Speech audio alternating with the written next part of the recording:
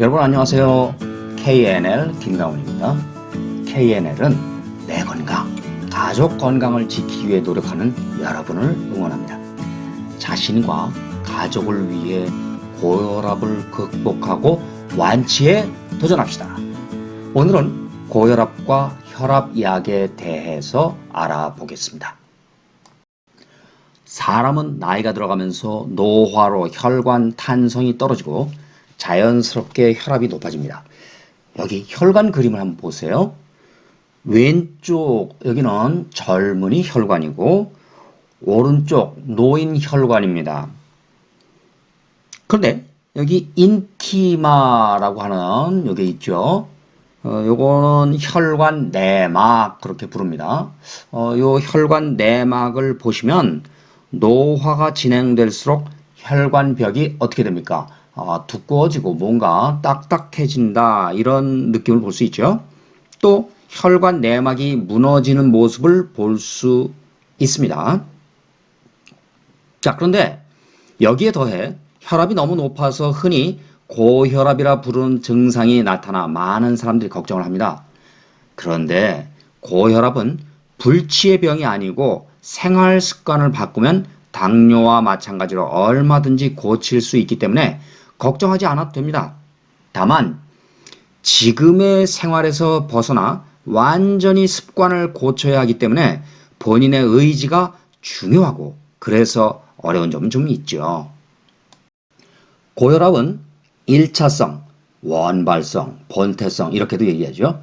그리고 2차성, 속발성 이렇게도 얘기합니다. 이렇게 나뉘는데 대부분의 고혈압은 1차성에 해당됩니다. 1차성 고혈압의 원인은 아직 확실히 밝혀지지 않았고 아직까지는 유전적인 요인이 가장 큰 영향을 미치는 것으로 알려져 있죠. 사실 유전적인 요인은 가족력이라 해야 하는데 가족은 생활 습관이나 음식 등을 공유하기 때문입니다. 그렇다고 해서 유전학적 허무주의에 빠질 필요는 없어요. 여기 그림을 보시면 이거는 이제 유전이 그 심장병에 어떻게 연결이 되는지 보여주고 있죠. 여기 빨간색이 심장병하고 유전적으로 연결되는 걸 보여줍니다.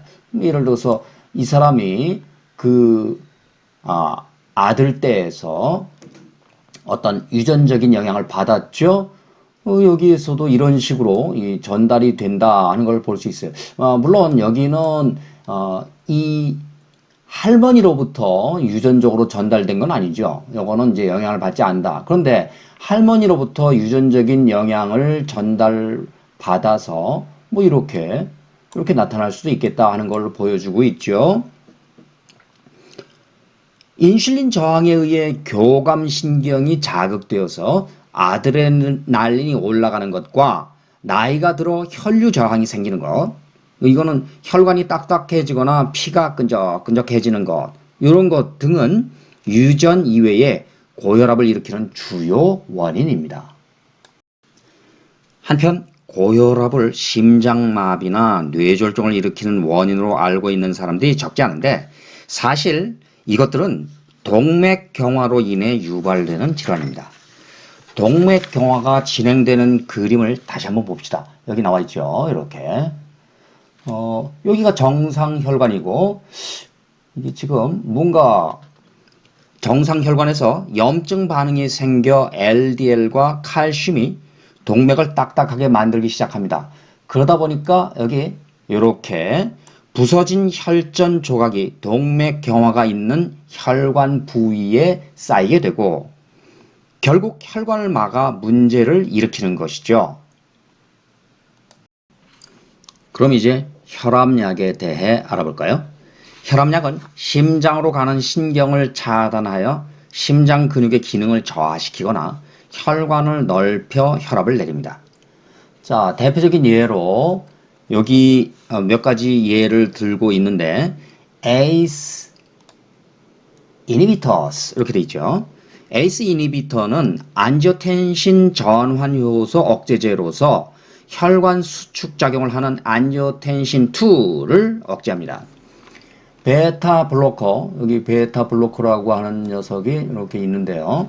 이 베타 블로커는 아드레날린 수용체 중 베타 수용체만 차단하고 그 다음에 칼슘 안타고니스트 이렇게 되어 있죠.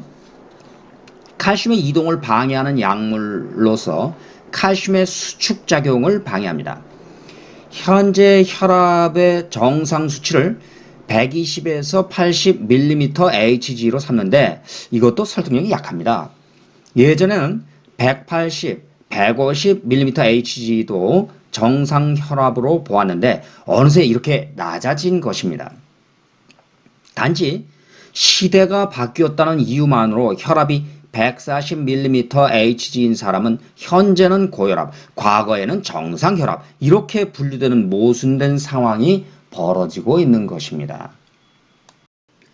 운동과 식단에는 관심이 없고 오직 고혈압 약만 충실히 드시는 한 할머니 사례를 소개하고자 합니다.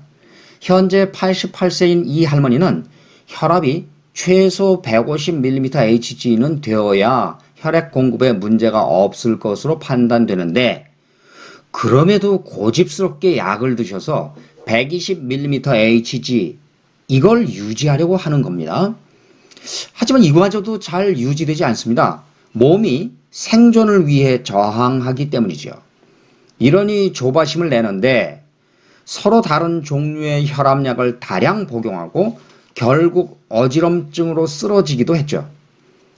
병원에서 측정한 혈압은 140mmHg로 의사의 설명은 약이 너무 강력해서 저혈압 증상을 일으킨다는 겁니다. 즉 약으로 유지된 140mmHg 이 수치도 사실 할머니에게는 저혈압에 해당된다는 것입니다. 좀 이상하죠? 무작정 혈압약을 끊으라는 뜻이 아닙니다. 고혈압은 한순간에 만들어진 것이 아니라 오랜 기간 유지해온 잘못된 생활과 식습관의 결과물임을 깨달아야 합니다. 중요한 것은 원인을 알고 방법을 찾는 것이죠. 어떠셨나요, 여러분? 고혈압과 혈압약에 대해 간단하게 소개했는데 도움이 좀 되셨나요? 이번 시간은 여기까지 진행하고 다음 시간에는 고지혈증, 고혈압, 당뇨 이런 대사증후군 치료에 대하여 알아보기로 합니다. 꼭 들어보세요.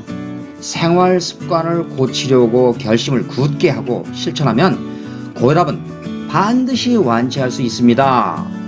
고혈압을 겪는 모든 분들 완치의 그날까지 전진 그리고 또 전진 꼭 이겨냅시다.